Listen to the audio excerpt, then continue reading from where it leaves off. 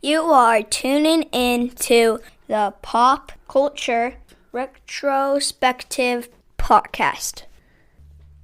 Picture this. The year is 1990. You hop into your family's 1989 gray Jeep Cherokee Laredo to embark on a 2-hour trip to Rockford, Illinois. Your mom pops in one of her very favorite cassette tapes at the time.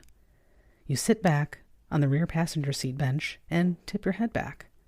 But since there's no headrest, your neck and head has no support, so it's quite uncomfortable to say the least. It's okay though, because Tracy Chapman is now about to play. Your neck pain doesn't matter because your ears will soon be enjoying the emotive voice of the brilliant musician. Life is good. I've mentioned on many episodes of this podcast about just how much impact my parents had on me and my sister's music interests when we were kids, and thankfully, Tracy Chapman was no exception. I was raised on her music, and I'm better for it. I know that for sure.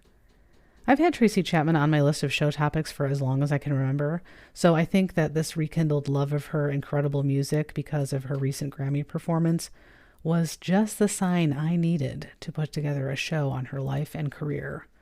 So, with that said, grab your acoustic guitar, a cup of coffee, and let's get talking about a revolution. Here we go.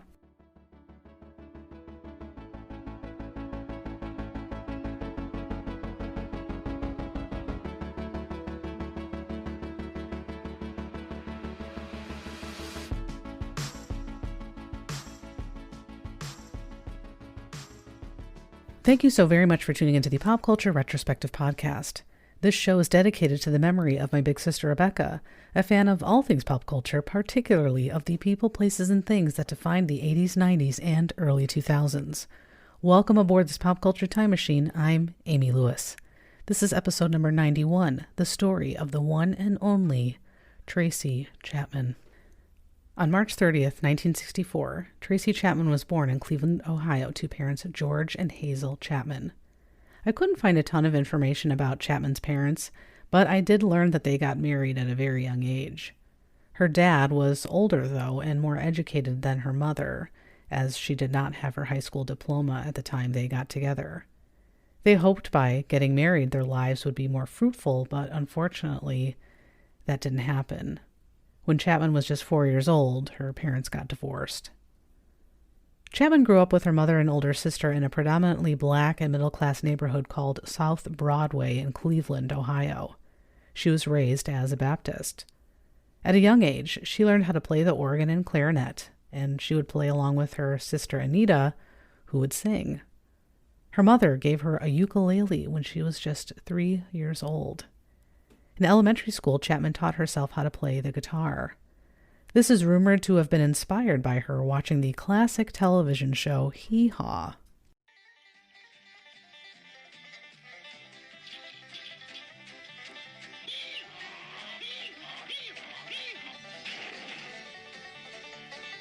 Welcome to Hee Haw, starring Buck Owens and Roy Clark.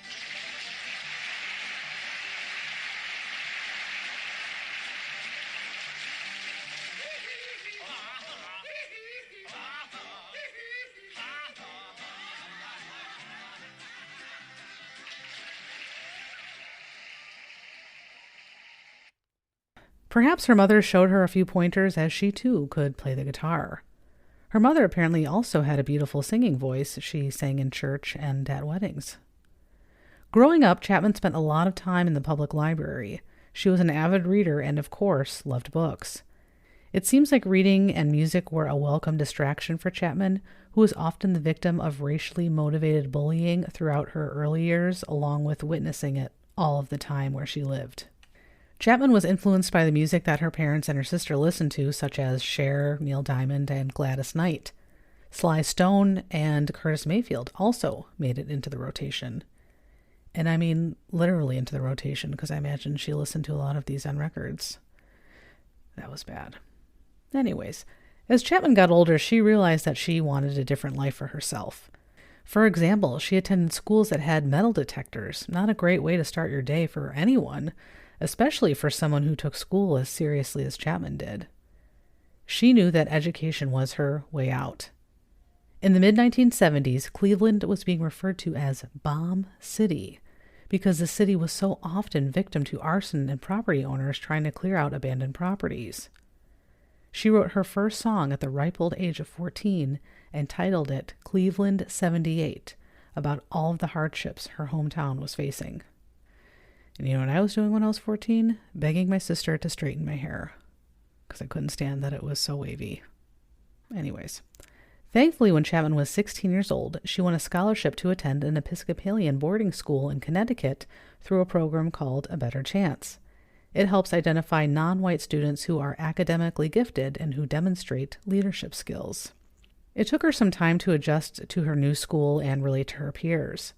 After all, she came from a poor area, from a mother who worked hard to make ends meet via a series of odd jobs, and a lot of her classmates just could not relate to that. As time went on, though, she met other students who were passionate about music like she was. They expanded her musical horizons by introducing her to musicians like Bob Dylan. The faculty of her school noticed her passion for music and guitar playing, so they actually took up a collection and bought her a new guitar to replace hers, which was past its prime, which is putting it lightly. When Chapman entered college at Tufts University, she studied anthropology with an emphasis on West African cultures. Her plan was to eventually become a veterinarian. While living near Cambridge, Massachusetts, Chapman performed her music in coffee shops and on street corners. During her time in school, she was offered a record deal by an independent music label, but she turned it down because she didn't want to disrupt her post-secondary education.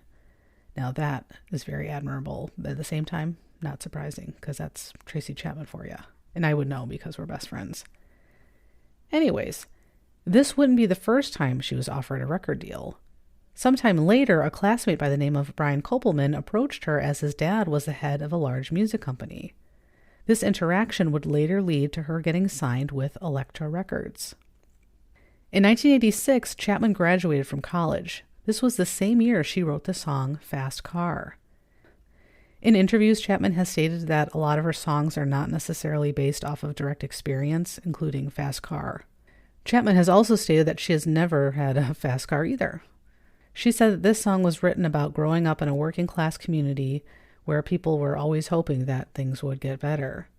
She said it was a story about a couple and how they are creating a life together and the challenges that they've faced. In later years, Chapman said that perhaps the song may have loosely been based off of her parents, two people who got together hoping that combining their lives things would get better, but sometimes that doesn't always happen. She recalled writing the song late one night alongside of her dog. Normally, if she stayed up late into the night writing music, her dog would inevitably fall asleep.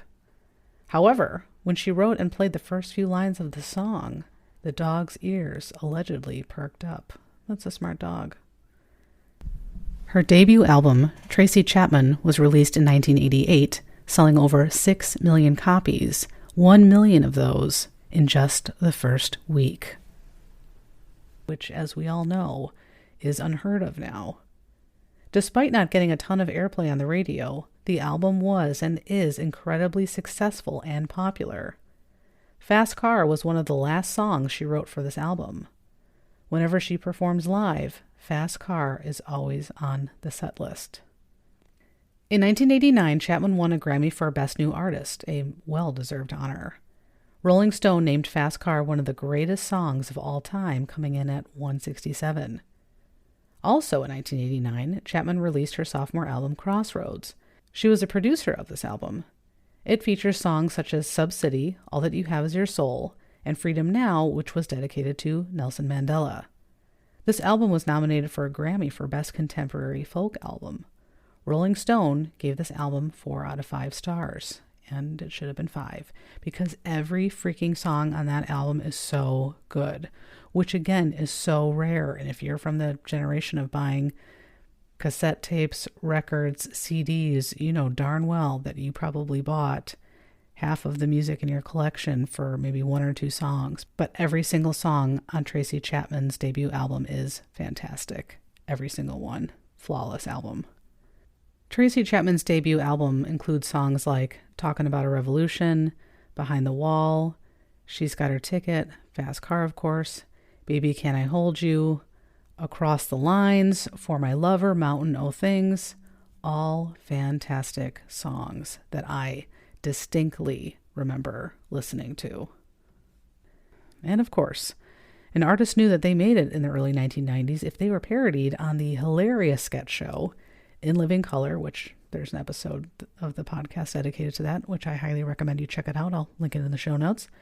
In one sketch, the comedically gifted Kim Wayans does a really great impression of Chapman and sort of a cover of Fast Car by looking out of her window and writing lyrics. And I believe Wayans' version is unofficially entitled Fast Song. And as much as Tracy Chapman is really a musical and lyrical genius let's be real here, the sketch was and still is hysterical. I write a fast song. The way I do it, I can never go wrong. I write a fast song. Just look out my window, see what's going on. Oh my God! Old man hit by a bus. I think he broke his neck. Was shuffling down. Although this version is, of course, pretty silly, it's actually a little bit more accurate than I realized at the time, just in terms of how the writing process worked for her. 1992 marked the release of Matters of the Heart. It featured singles such as Dreaming On a World and Bang Bang Bang. Rolling Stone gave it 2 out of 5 stars because they're idiots. In 1995, Chapman released New Beginning. This album has sold over 3 million copies in the US alone. This album includes the Grammy-winning hit Give Me One Reason, New Beginning, which is one of my favorite Tracy Chapman songs, The Promise, and Smoke and Ashes. Rolling Stone gave this album 2 out of 5 stars because they're morons. Telling Stories was released in 2000. She had started working on this album in 1999, marking a several-year hiatus for Chapman between albums, which was kind of unusual at this point. This album included songs such as Telling Stories, Wedding Song, The One and Only, and First Try. In Europe, a special edition double disc album was released featuring several songs performed and recorded live. Those lucky, lucky bastards. Rolling Stone was a bit smarter this time and gave this album 3 out of 5 stars. Following this record, Let It Rain came out in 2002. You're the One and Another Sun were released as singles off of this album. Much like Telling Stories, it also had a bonus CD, which included live performances recorded during a concert in Berlin. Rolling Stone gave it 2 out of 5 stars, and I don't know why I keep bringing them up, because I now hate Rolling Stone. Anyways, Where You Live was released in 2005, which is also the year I was released from college. Oh, God. I shouldn't record late at night when I didn't sleep well the night before. Anyways, singles released off of this record were America and Change. Fun fact, Flea from the rock band Red Hot Chili Peppers played bass on the album. How cool is that? Chapman hasn't released any new music since 2008 when Our Bright Future dropped. It features the singles Sing For You and Thinking of You. Several of her previous albums didn't get as much traction as early ones. However, this album was nominated for a Grammy for Best Contemporary Folk Album. I think this is probably one of the last CDs I ever purchased because no cars have CD players in them anymore. Anyways, in 2015, a Greatest Hits album was released featuring songs like Baby Can I Hold You, Talking About a Revolution, Speak the Word, Sing For You, You're the One, and Open Arms. In 2020, Chapman performed Talking About a Revolution to encourage people to vote in the election. She rarely performs on television, but that infamous election seemed like a good one to step out of her comfort zone. And that brings us to today. Chapman has been back in the spotlight due to country musician Luke Combs' cover of Fast Car. I can't say that I have ever been a big country music fan, which I know a lot of people are, but I'm sorry, I just cannot get into it. But he does really have a beautiful voice, and he did a lovely rendition of her beloved song. I think I lost track of how many posts I saw referencing her duet of the song at the Grammys with him just a few weeks ago. I think it was last week or 2 weeks ago. It really brought out a lot of emotion in those of us that grew up listening to her music. I've watched the performance several times, and I feel like you could hear a pin drop in the audience. It was truly a breathtaking performance. As a result of this resurgence in popularity of the song, and thus this cover of it, Chapman is the first Black woman to ever have a solo writing credit on a #1 country song. Coombs's cover reached #1 on the Billboard Country Airplay chart. I read that Chapman was given full creative control over the Grammy performance. It was seamless. It was understated. It was perfection. Matthew Rankin, who was a close friend of Chapman, said of the performance, quote, "The roar from the audience as Tracy and Luke were revealed on stage proved how powerful this moment was, as did the tears in the eyes of countless people around us." End quote. The momentum didn't just stop there. According to a CBS News report, quote, Tracy Chapman performed her 1988 hit Fast Car for the first time in years at the Grammys on Sunday, sharing the stage with Luke Combs, who covered the song on a recent album. The surprise performance had an impact. Sales of the original version spiked more than 38,000% after the Grammys, according to Billboard. Chapman's song made it back into the mainstream 35 years after its original release, when Combs included his own version on his 2023 album Gettin' Old. They also noted, quote, Fast Car was streamed 949,000 times in the U.S. streams on February 5th, the day after the Grammys, according to Billboard. That's a 241% increase in 1 week. Sales of Chapman's song also soared 38,400% to 14,000. End quote. That is incredible. Chapman has expressed her discomfort with being in the spotlight, and as a result, it's noted that she's a very private person. She lives a relatively quiet life in San Francisco. She has also stated that she does not have any social media accounts, at least she didn't as of a few years ago. And if you think about it, though, it's completely understandable. After all, she released her debut album shortly after she graduated from college, and it was a smash hit. She went from being a talented college student playing in coffee shops to having this incredible debut album, and there was really no time to adjust. She has also admitted that she is quite shy. In an interview with Spin Magazine in July of 1988, the author said, quote, "It's not easy to pay Tracy Chapman a compliment.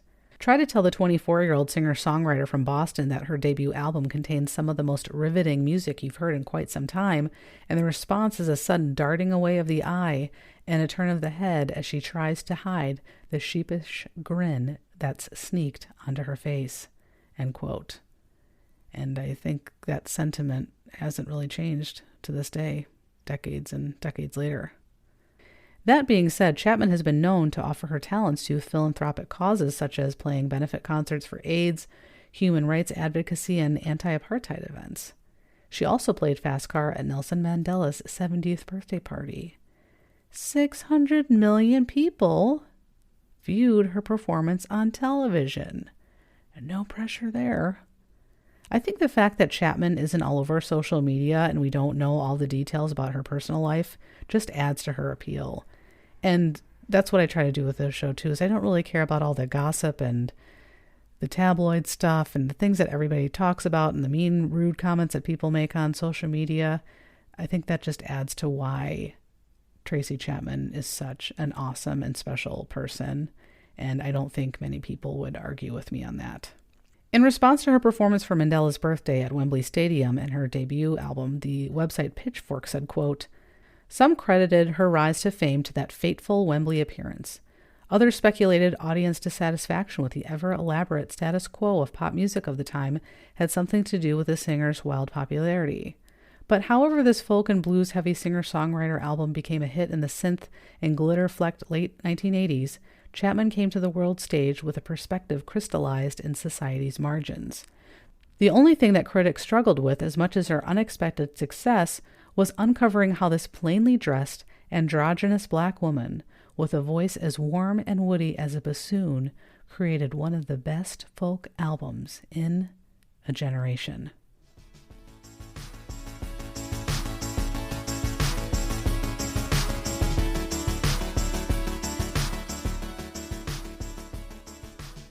I hope you've enjoyed this look back on the life and career of the one and only Tracy Chapman. As I said at the top of the show, I was raised on Tracy Chapman, and I will always be grateful to my parents for all of the incredible music they shared with me and my sister. With the exception of my dad playing the Fat Boys cover of Wipeout, which was not very good. But that's okay. I'll forgive him for that. And if younger generations are now familiar with her because of a country music star's cover, then I'm all for it. I keep forgetting to mention that Pop Culture Retrospective is now on YouTube. Yeah, how exciting is that? I don't have the entire backlog up just yet, but you can find several audio-only versions of the podcast on YouTube, as well as video episodes with the various guests I've had on over the past 2 years or so. I will link the YouTube channel in the show notes, and if you go on YouTube and search Pop Culture Retrospective Podcast, you will see the logo and find all the videos and audio clips that I have there. I am slowly working through almost 100 episodes at this point and uploading some highlight videos you may have seen on my Twitter or Instagram account. And please also visit my website, popcultureretrospective.com, to see all of my episodes, read pop culture blog posts, purchase merchandise, and to leave reviews for your favorite show hosted by yours truly. Again, that is popcultureretrospective.com. I hope you'll join me for my next show, where we will take a deep dive into yet another fascinating facet of the 1980s, 1990s, and early 2000s in memory of my sister. Until then, be kind, be safe, and hold on to your memories. Thank you for tuning into my mama's podcast and the memories of Auntie Rebecca.